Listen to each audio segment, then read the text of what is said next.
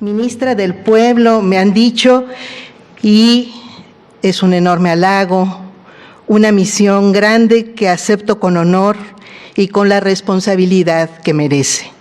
Quien crea que puede ridiculizarme por provenir de este pueblo mexicano, no sabe la fuerza y la grandeza que me está atribuyendo.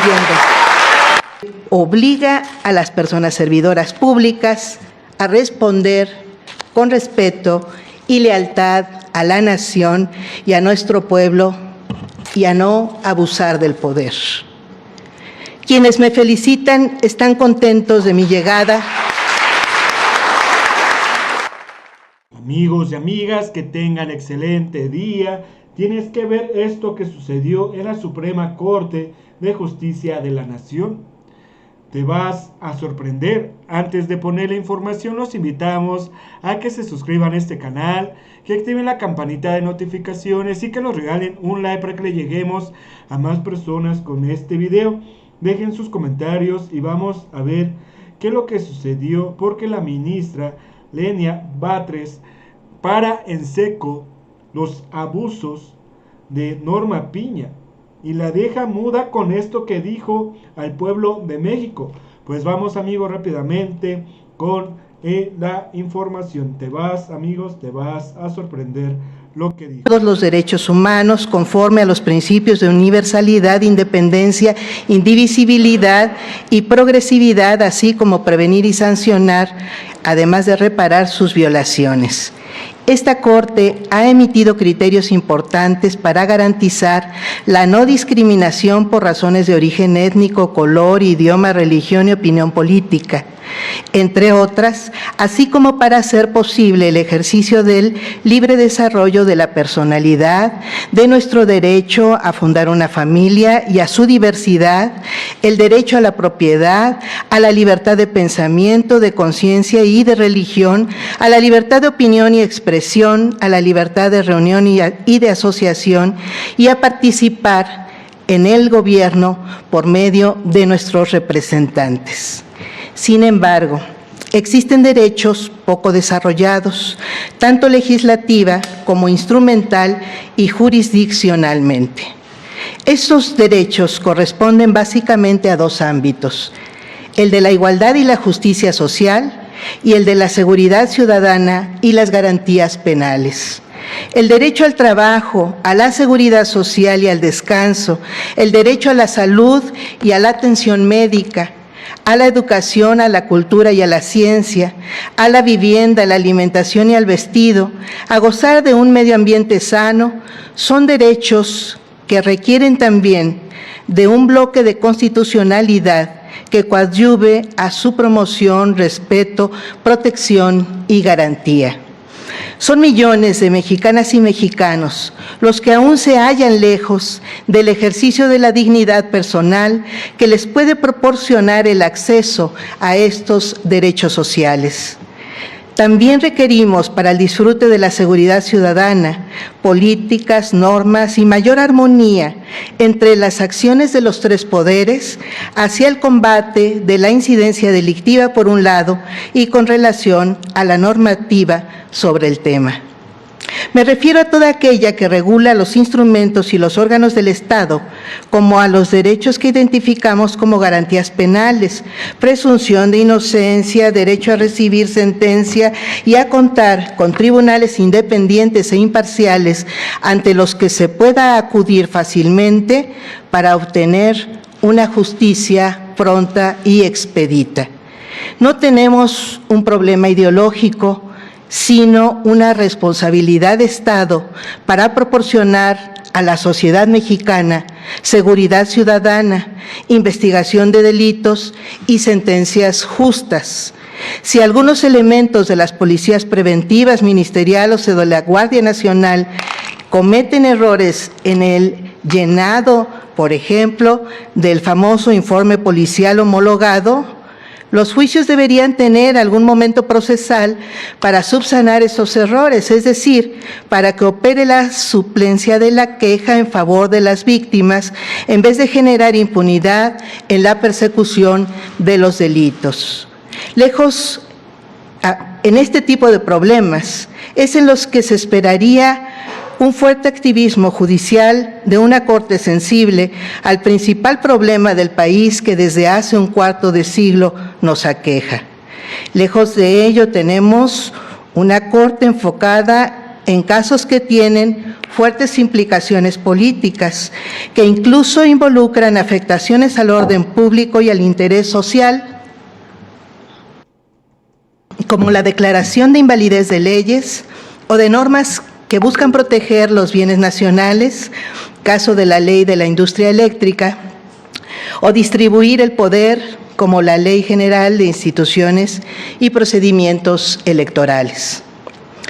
Por cierto, tanto en el caso de carpetas de investigación como en el de las reformas de ley declaradas inválidas, que consideran únicamente errores de procedimiento y no estudian el fondo de los asuntos, es decir, su presunta inconstitucionalidad, la Constitución prevé en su artículo 17 que las autoridades deben privilegiar la solución de los conflictos sobre los formalismos procedimentales. El Poder Judicial no lo está cumpliendo. Esta Suprema Corte, por otro lado, se ha extralimitado. El carácter inimpugnable de sus decisiones la ha llevado a confundir jerarquía de la Constitución con jerarquía de la instancia. La Corte se ha colocado por fuera y por encima del trabajo que realiza la Auditoría Superior de la Federación, impidiendo efectuar auditorías de desempeño. Ejerce poderes que están expresamente vedados en la ley, como el otorgamiento de suspensiones en casos de acciones de inconstitucionalidad en contravención con el artículo 64, último párrafo de la Ley Reglamentaria de las fracciones 1 y 2 del artículo 105 de la Constitución Política de los Estados Unidos Mexicanos. Ha creado instancias como la ATAPA ante los tribunales colegiados de circuito en el incidente de inejecución de sentencias que no tienen sustento constitucional y prolongan los procesos. Se ha adjudicado facultades para legislar y determinar la reviviscencia de normas expresamente derogadas por el Congreso de la Unión.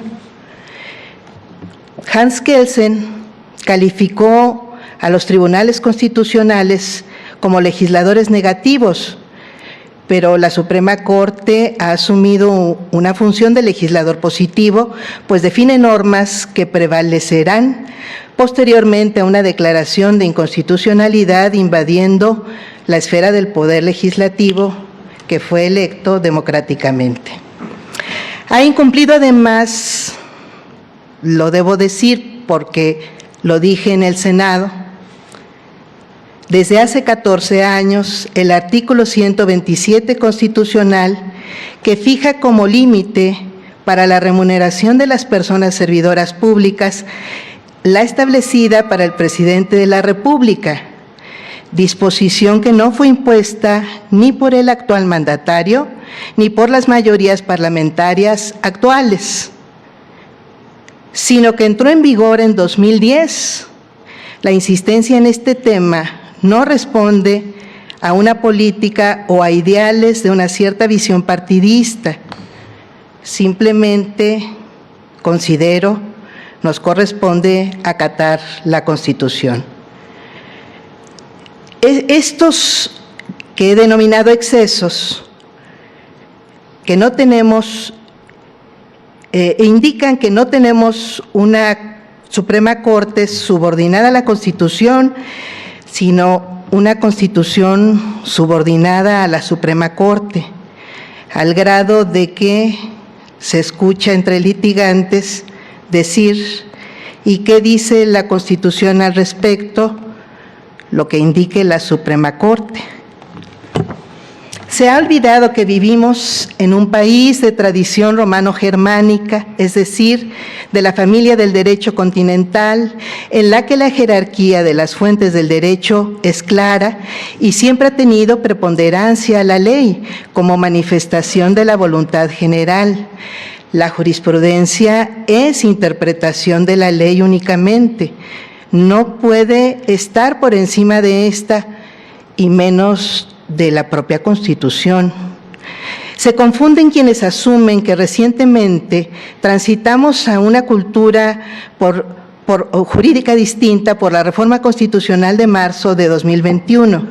En realidad, lo único que se hizo con ese cambio fue simplificar requisitos para establecer jurisprudencia. Pero no hemos cambiado de cultura jurídica ni de familia del derecho. Tan es así que la jurisprudencia en nuestro país, incluso después de esa reforma y los constantes cambios legales, sigue siendo obligatoria únicamente para las autoridades jurisdiccionales. La jurisprudencia no goza de la característica de generalidad que sí poseen las leyes mexicanas. La Suprema Corte no puede seguir tomando decisiones anticonstitucionales amparada en que sus decisiones son inatacables. Es cierto que los juicios deben tener una instancia de cierre, pero eso no quiere decir que los acuerdos generales o las jurisprudencias que dicta la Suprema Corte puedan estar por encima de la Constitución o de las leyes mexicanas. Por eso me he atrevido a hablar de excesos. Una cosa es que la Suprema Corte y el Consejo de la Judicatura tengan facultades reglamentarias para facilitar vía acuerdos generales la impartición de justicia, y algo muy distinto es que esos acuerdos tengan validez general y se conviertan o funcionen como ley suprema de la Unión. Podrían decir que la Suprema Corte sí es el órgano supremo en el país porque puede anular leyes por mayoría calificada, pero se equivocan porque si actuara como verdadero tribunal constitucional, no prevalecería la Suprema Corte, sino la Constitución.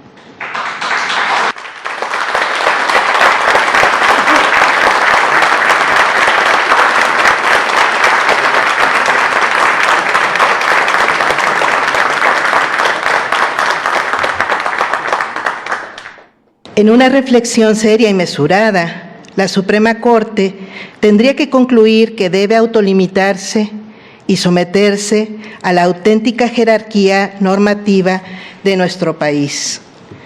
Termino este mensaje comentando que estoy contenta, muy contenta, realmente conmovida por cuantiosas felicitaciones que he recibido al llegar a esta Corte. Por supuesto, me felicitan por lo que soy, producto de la educación pública y gratuita, en gran parte, de la formación y cultura que mis padres me dieron, con todo y sus limitaciones económicas, que nos llevaron a luchar por la sobrevivencia cotidiana, producto de una familia con quienes tengo el gran privilegio de compartir valores fundamentales de solidaridad y justicia social, que nos permitieron visualizar la vida personal siempre como parte de una realidad social más amplia y tomar posición ante los problemas de cada día para buscar soluciones colectivas y no dejarnos abatir.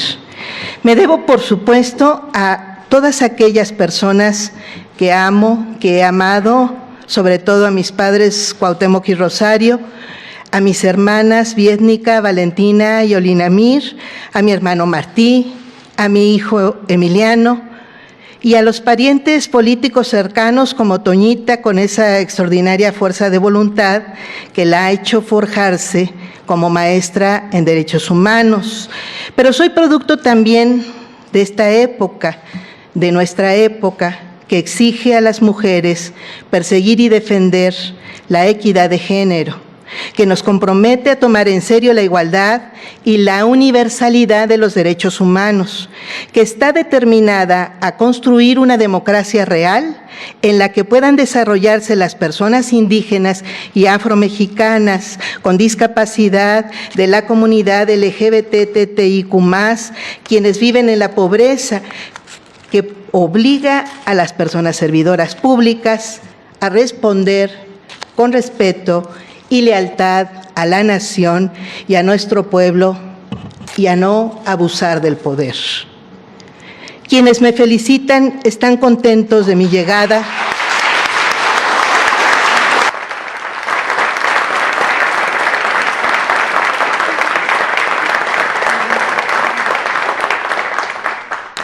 Por esas razones, pero también porque ven varias reivindicaciones en esta Suprema Corte.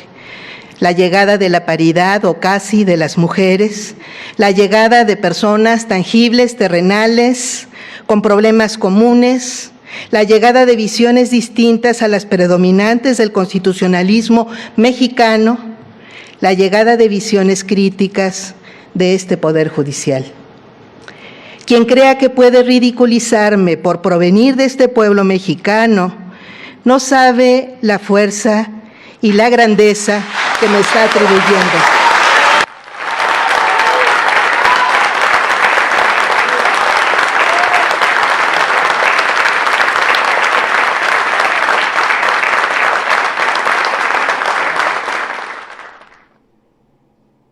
Fuerza y grandeza que recibo con esa dignidad. Ministra del Pueblo, me han dicho, y es un enorme halago, una misión grande que acepto con honor y con la responsabilidad que merece. Los sabios constituyentes de 1917 nos dieron lecciones que duran hasta nuestros días. Heriberto Jara decía que no se concibe la libertad política cuando la libertad económica no está asegurada, tanto individual como colectivamente. Tanto refiriéndose a personas, como refiriéndose a pueblos, como refiriéndose a entidades en lo general. Esa libertad económica de la que hablaba Heriberto Jara sigue siendo el gran pendiente de la justicia mexicana. Trabajemos hacia allá. Bueno amigos, si les gustó toda esta información, comparten en sus redes sociales, activen la campanita de notificaciones y regálenos un like para que le lleguemos a más personas con este video. Dejen sus comentarios y nos vemos hasta la próxima. Adiós.